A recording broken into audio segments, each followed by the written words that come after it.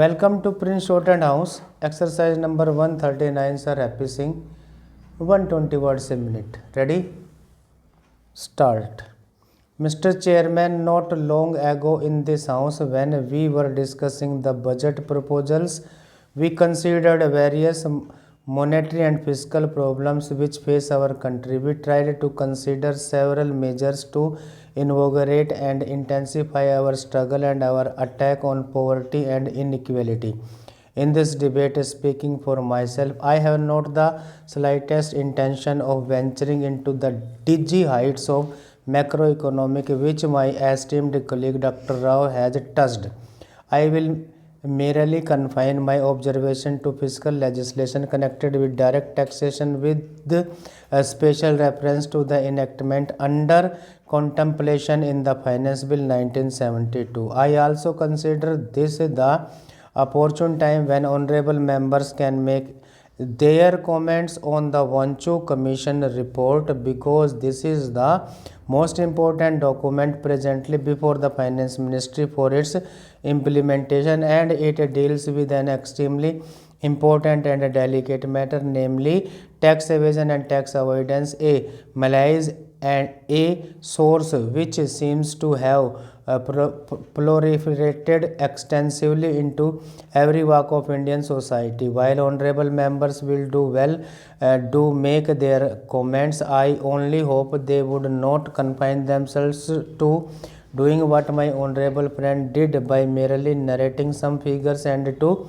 criticize the government. The members would do well to make some constructive suggestions and give some guidance to the finance minister as to how best he could implement some of the recommendations so that we may effectively be able to incorporate those recommendations in the statute book and be able to arrest to some degree tax evasion and tax avoidance. The Finance Bill 1972 has made a significant departure for which the finance minister has come in for a very scathing indictment, namely that the rate structure of the direct taxes has kept untouched and untinkered except for a minor change for which the surcharges is increased from 2.5% to 5%. Also, there are some structural changes in the law of direct taxes contemplated in the finance bill. I should like to deal with some of the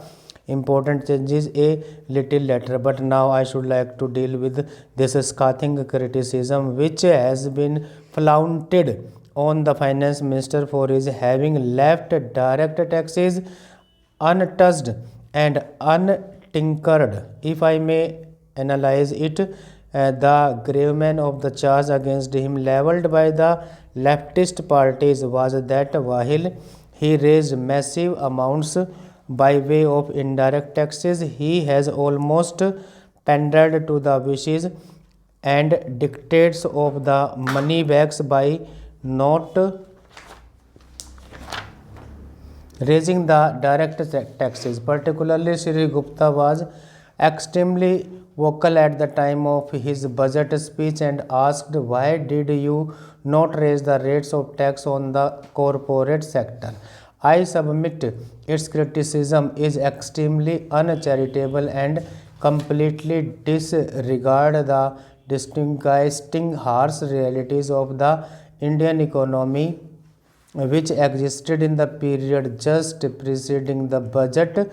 At the outset, I wish to make it absolutely clear that I am in entire agreement with Shri Gupta when he says that there is still scope for enhancement of tax rates so far as the corporate sector is concerned. At the same time, it has also to be stated that no one opposed of his rational faculties and who understands tax laws would ever suggest that direct taxation of the non-corporate sector has any scope for enhancement.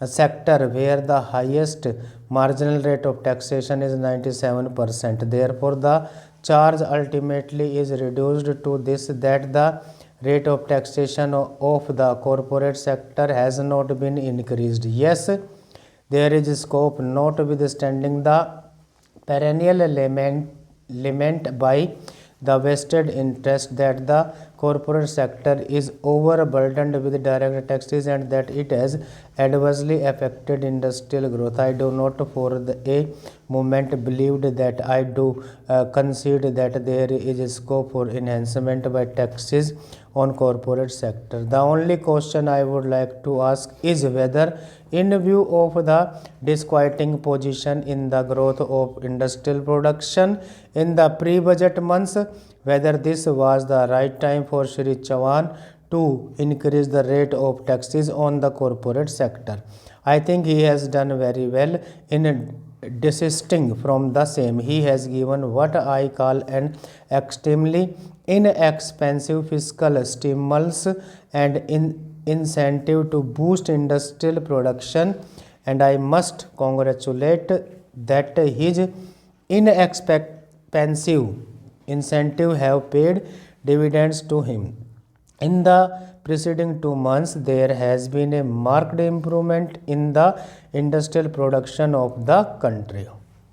I have called it an inexpensive stimulate because such fiscal stimulus and incentives are sometimes given by giving out mass concessions as they have been given recently in the United Kingdom. The Chancellor of the Exchequer there has announced the slashing of taxes to an extent of 1.2 million sterling. He had frankly considered that the people are complaining that the taxes are too heavy to leave any incentive for hard work.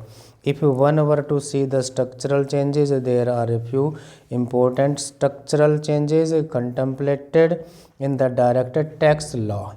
The first one is inclusion for taxation of casual gains, windfalls, and subjecting them to a charge of income tax. Stop.